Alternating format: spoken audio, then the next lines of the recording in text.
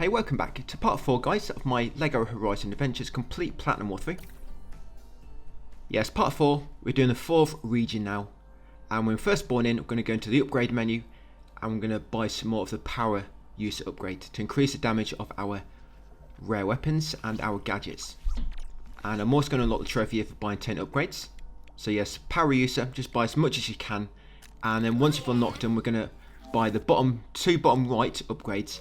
Then that's all we're going to buy. Then we're going to start saving up in order to get the trophies later for getting 75 decorations, 75 outfits and 20 roofs or plots. We're going to grab the studs on the way up to community boards.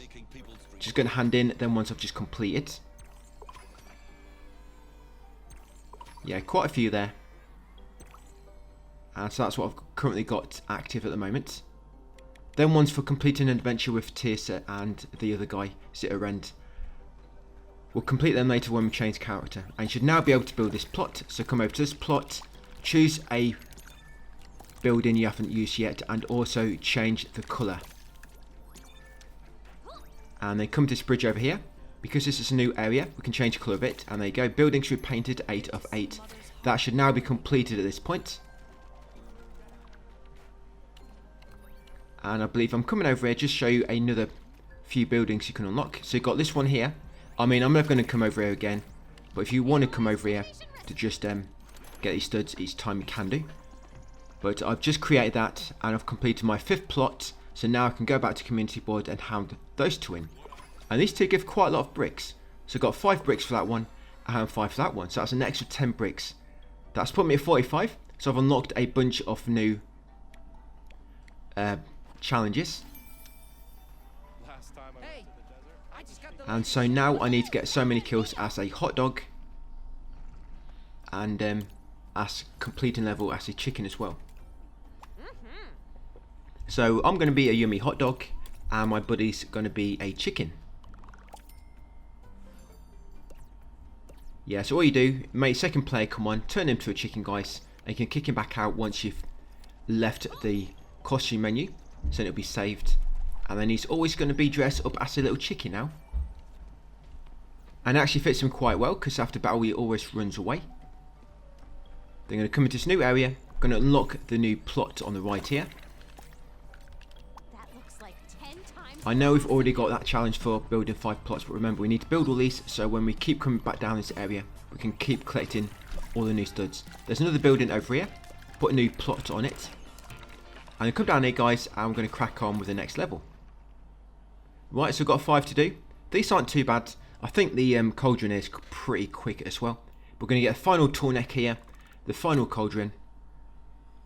And in tomorrow's video, by the way, so as I was saying, did I say that? How long it took me? Yeah, I completed the Platinum in 3 hours 55. The farming probably took me about, maybe just over an hour it took. But in tomorrow's video, I'll let you know exactly how long the farming took me. But the way tomorrow's video is going to work is we're going to complete the final level. We're going to do the apex levels on this area, the sand area.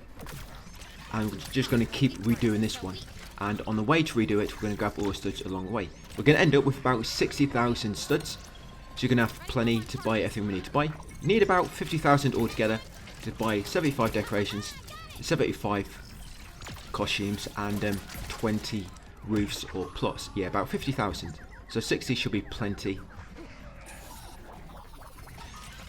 And Aloy, who I'm controlling now, and Val, they're going to end up at about level 19 by the time we start farming, about level 19.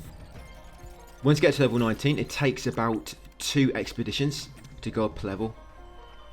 But then when we change character to Tirsa and Zitterend later, because they're like level 8 and 11 I think, they're going to go up to like about level 13 or 14 really quick, and then it's going to slow down a bit. Like I say, it takes about an hour to an hour and a half to do that last bit of farming.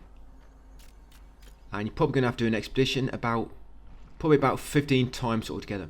So you're going to have to keep running through these levels, yeah, about 15 times. But it does come a lot quicker, guys, especially when you're avoiding the cauldrons and the tall necks.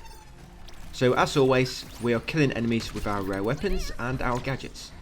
What I do sometimes, you might see me do it a bit later, Saying that though, I am going to be quitting a bit of farming, so I'm going to get started on farming, guys. I'm going to do 1 or 2 laps and then just leave you to it. I'll do an edit, then we'll come back at the end and buy all the decorations and stuff. Do what's ready for platinum or remaining after getting the trophies for maxing every level and every character.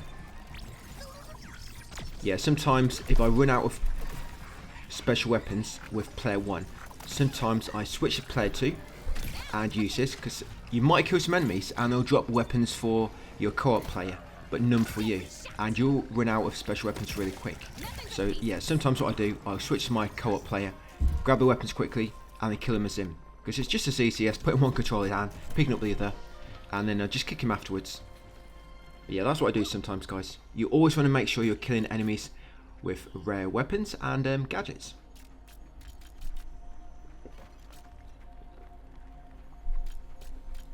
I did think about a little trick where you can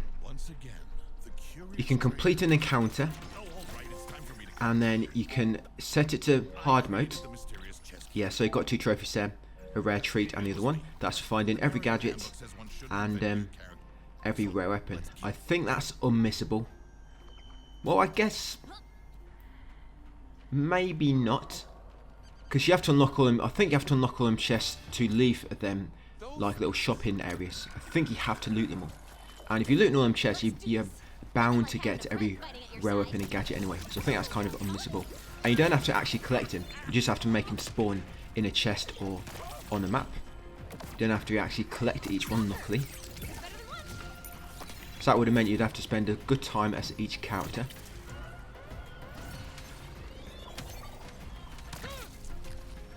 So I've almost completed that one. The wiener takes it all.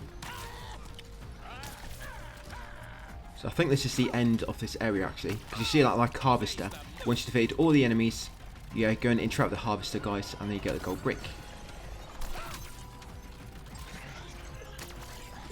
It's a shame they didn't make it so there's like a upgrade where you can get like double experience or something like that. You know, just by default.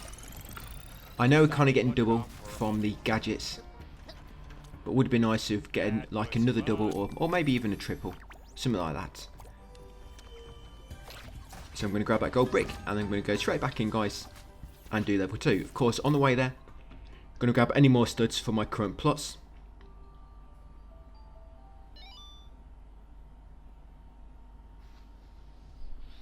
So you've really been looking for the... Yeah, so back to what I was saying. It's come back to me now. I forgot what I was talking about. Yeah, about completing an encounter and then getting yourself killed to restart that encounter. You can do that, but I just find getting killed very, very annoying, because like I say, you have to change difficulty in the options, you have to turn off invincibility, then you have to stand on a trap, and by the time you get to a high level, you got so many hearts, and each time you get damaged, it takes off like 1 heart, and you're invincible for about 3 seconds afterwards. I'm just going back to Sonar here. I think the next one coming up, you have to be playing as her. Yeah, so Sonar, or is it Sora? Forget a name now. But yes, I'm just changing to her ready for later. Get the gold bricks a long way. Oh, sorry, the studs. Yeah, because the final area, you get so much experience. Like on the final level, or pretty much every encounter gives you quite a lot of experience. You'll be getting like a few thousand for every encounter. So you could easily just get defeated by a trap and redo that encounter.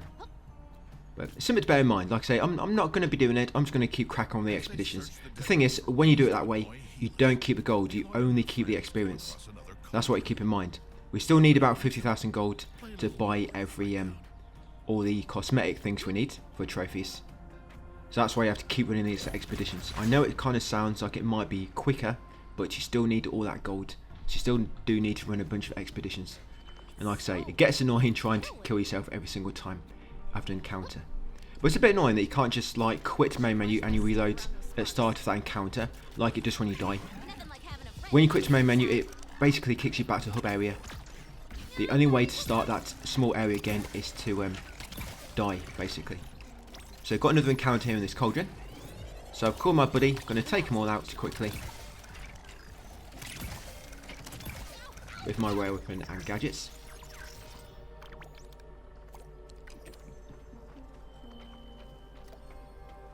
Yeah, I almost got a hot dog cart then. Another terminal. Nothing But a big blast boot should be better. electricity can't fix.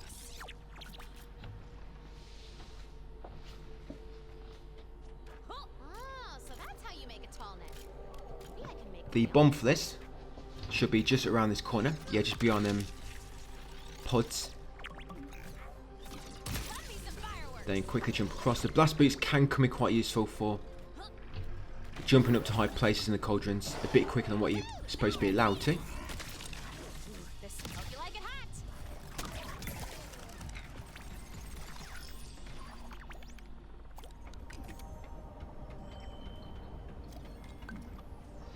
Surprised it's such quick platinum with how much the game is. Yeah, so here you have to lob it at both these power cells to activate them and open the door, as you can see.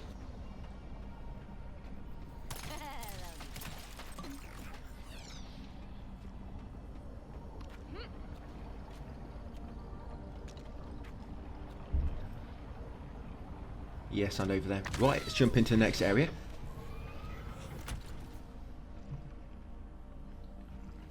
What do you guys think about the new year anyway? Any games you're looking forward to in January or February? February's getting very busy, isn't it? I think there's another game just been announced or delayed until mid of Feb, which looks interesting. Oh, that's it, Romeo, the Romeo game. What's it? Romeo's the Dead Man, is that the name?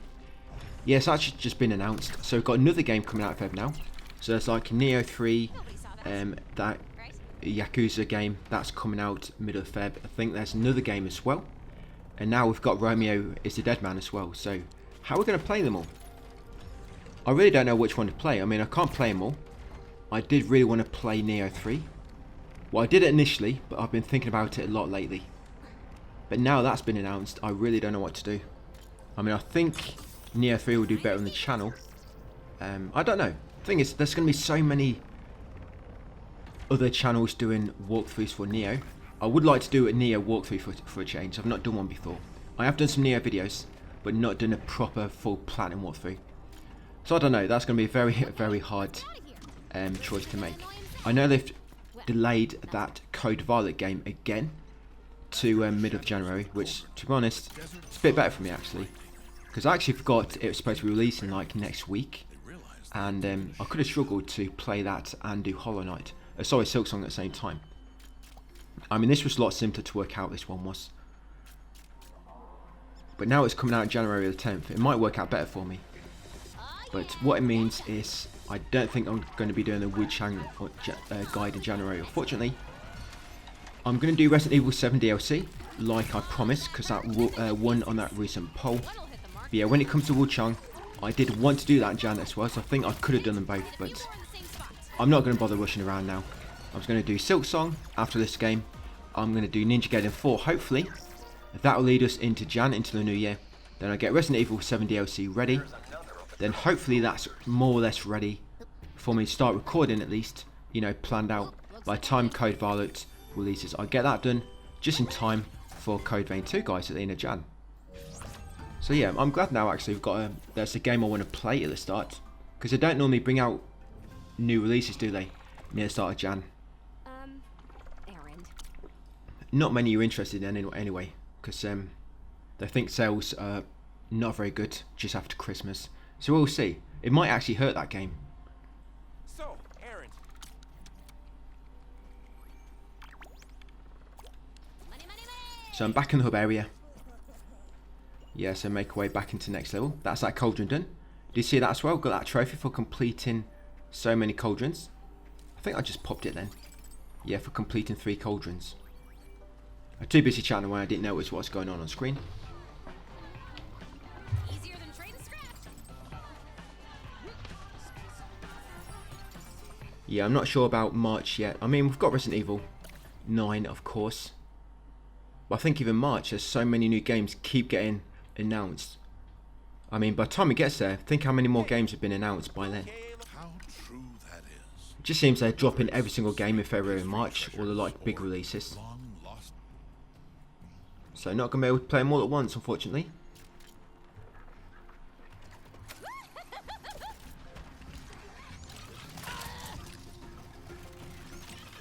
Yeah, this game is quite repetitive, isn't it? I know it's a Lego game and all. Maybe it's because there's not much building in it. Do most of the Lego games, I know a lot of them are kind of like adventure games, but do they have a bit more building as well? I heard the Star Wars Lego games quite a grind. That apparently this is actually a really good grind compared to that. Bricks are gonna fly.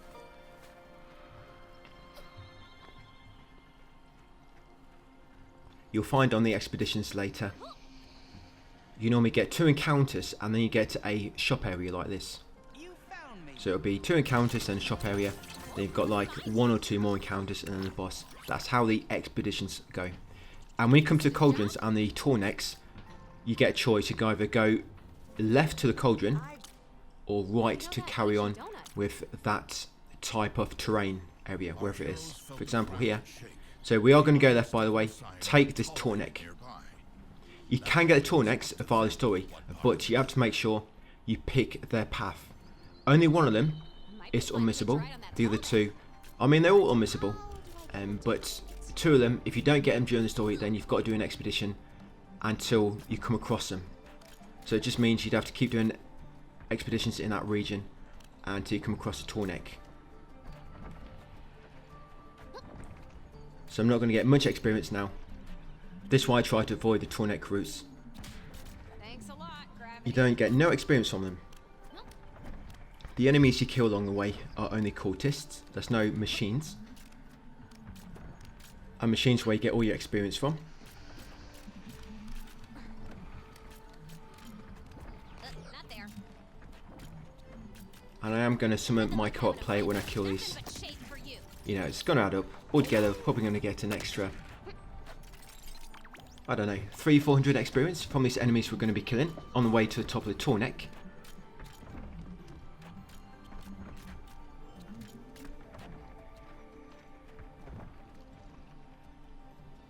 And I did actually buy this before it dropped on Plus, so I could get ahead of myself. That's how I had this guide more or less ready when the game dropped. Yeah, I went out and bought it, guys. That's what I sometimes do with PS Plus games. If there's a PS Plus game coming up, and I want to cover it, I normally look for a sale, or I buy it on Steam, where it's normally a lot cheaper. And I basically plan out the guide. Then once it drops on PS5 free, I'll just I know what I'm doing, so I can just record the video that same day and get the first part up. That's what I normally do. Yeah, that's how I get these PS Plus games up really quick. I mean, I like when they're leaked, because when they're leaked, I normally have a bit more time in advance to get it prepared. So it depends on the game. Some games I need more than a week to get it prepared. Sometimes less than that, sometimes more. Yeah, it's all dependent on how complicated the game is. Yeah, this one was very easy to plan. Sometimes looking at speedruns helps as well. So I look at a speedrun and it gives me kind of gives me an outline of how quick you can get through the game when you're avoiding everything. So for example, you might look at trophy guide and it will say, estimated time like 80 hours. And then you look at speedrun and it'll be like 4 hours. So you think, well, I know the game can be done this quick, so how come? Of course, trophy guides are just a general estimate. You know, it doesn't necessarily mean it's optimal, of course. But looking at trophy guide and a speedrun, I can kind of gauge from them roughly how long it's going to take. And I've got to start looking at all the little trophies, and like I say, I research and experiment with it myself. Yeah, depends from game to game. But back in the hub area, complete some more challenges. So I'm coming here because now I've got 50 gold bricks. I've unlocked a bunch of new ones. You see them: defeat cultists as Sonar, and also complete an adventure as a chicken. The ones for completing as a chicken, I think I did mention this last video, but or in a certain costume, you can put them on your co-op player, but your co-op player must be active in the game when you complete level. So if I kick him out just before completing level, I will not complete that challenge for completing it with a chicken. But if I keep him active and with me on the map, complete level, it'll complete that challenge. So it's nice. It's funny though that you have to log in as another account, but you don't get any trophies, only the host does. I guess maybe it's simpler for them to try and figure out how to make it pop. Because normally when you can pop trophies as a co-op player, they normally get a bit messy, don't they? What I read, I mean, I don't play a lot of online games now, But whenever I do come across them, there's always people complaining about trophies not popping correctly when you're playing co-op and stuff like that. So maybe that's why I just turned it off for this. Save all the heartache for not popping for people. You know, it's easy to just say, if you want trophies, play as a host. And corrupted machines as well. So we've also got a challenge now for killing 5 mini bosses, I think. And for killing so many corrupted machines. I'm only going to complete, I think in total I complete about 23 challenges. And I just leave all the other ones. Once I get that trophy for completing 20 community boards requests, I don't really touch anymore, guys. Just some simple ones which I complete as going through. For example, there'd be one for completing a level as Tirsa. That will just come naturally when I start playing as her to max up her levels, of course. And I like Tirsa actually because she's got like little bombs. They don't count as explosives when you try and complete our challenge, by the way. I did try it back then. But I like her bombs because they have like a big blast and it's easy just to hit the enemy. Because they've got, like I said, it's got an area of effect.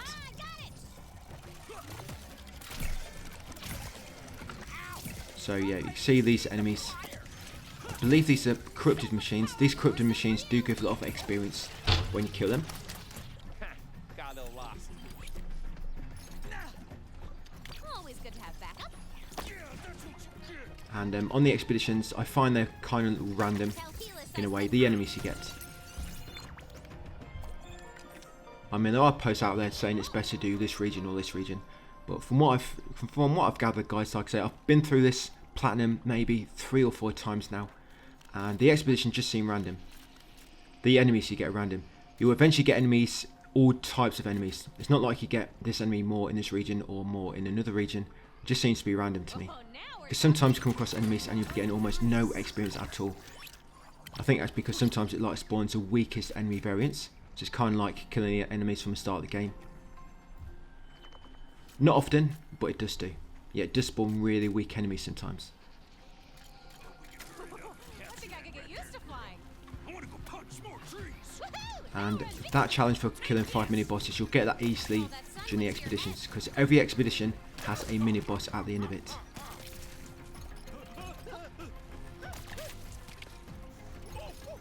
Nothing but shade for you.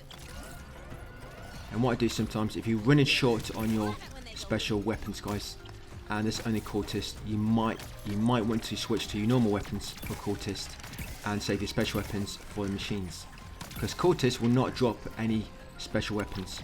It's only the machines which can drop them.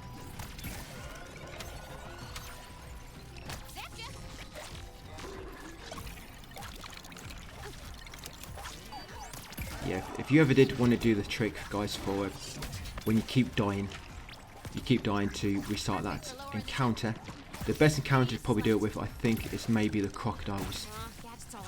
Like I say, when you kill a crocodile, you get 12,000 experience when you kill him with a special weapon.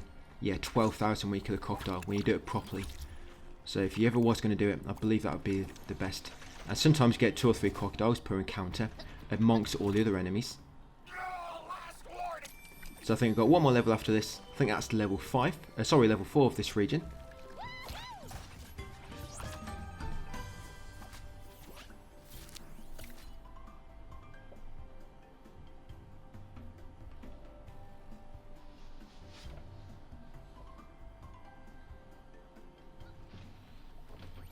Right, let's grab my studs and make our way to that final level, guys. Yeah, the final area is back in the jungle region. So you go back to jungle region and then you can make your way to the final boss. And I'm just going to buy this final upgrade because that costs 12,000. There you go. I've completely bought that, and that's what I need to buy now. So I'm saving up now for the one to make it so special weapons are easier to find, and the one beside them, which I think, was it more ammo or something? Can't recall now. But yes, a bunch more community boards available there, more challenges.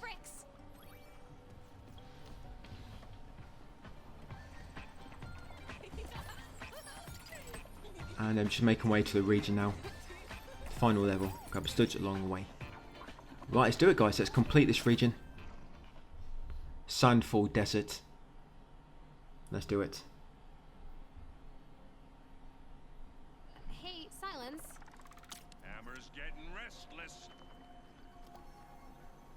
Yes, this one you do have to destroy one of them harvesters again, but then you carry on, and I think you have a boss at the end of it.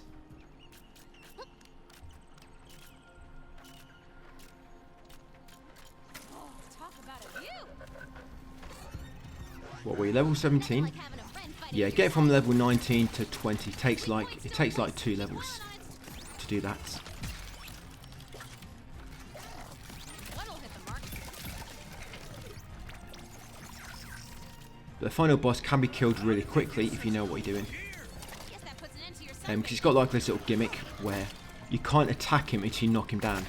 And to knock him down, you have to wait until his 4 weak points become available to shoot. And they only come available to shoot after he's like finished his current attacks or his combo of attacks, which takes about a minute. Yes, after about a minute, he'll kind of kneel down, he can shoot his weak points. But if you miss them all, because he recovers after about 5 seconds, he'll recover. So if you're not quick enough, you have to wait another minute. But in terms of the final boss, you can knock him down quicker by hitting the red...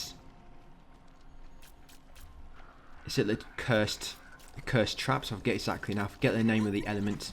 But you see these red traps around the... You see this encounter area we're in now. You see the red traps around the end of the area. Yeah, I really forget the name of them. But you can actually shoot them and it will send out like a shockwave and they can knock the boss straight down onto his knees. And if you use them, you can kill him really quick. But you have to fight a similar boss later on, and that boss has no traps near him. So that boss you do just have to wait for him to reveal his weak points. But yeah, it's not bad. It's not a bad boss really. I mean, it's different to what you've done so far. But when you have to fight a similar boss again later, and you can't knock him down quick, yeah, it's a bit of a tedious fight really. Because there's no other fight that's been like that so far. And then you have this one that just pops up, and you have to wait until you can attack him properly. So I'm going to destroy this harvester. Ooh, this is gonna be so. Right, but the level is not finished yet. We're in the chest area. Grab some goodies. Gravity bombs are nice. The thing I like about Tearsaw as well is no matter what bomb types you get, they always damage enemies.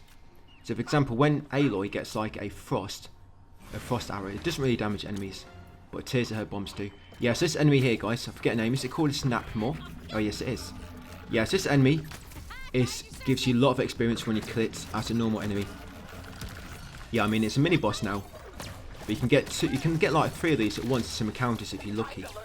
And like I say, you'll get about 12,000 experience when you kill him with a special weapon.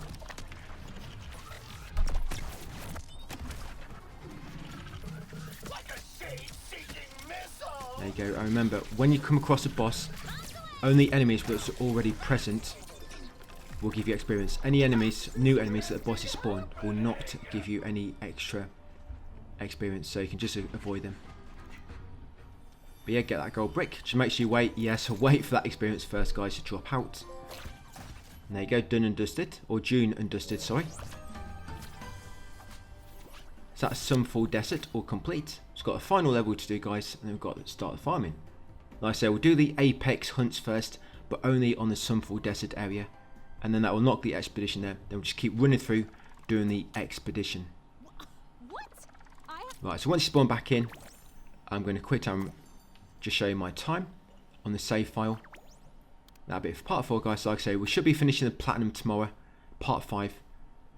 So not too far to go. There we go, 2 hours 05. So thanks for watching, and I'll see you tomorrow.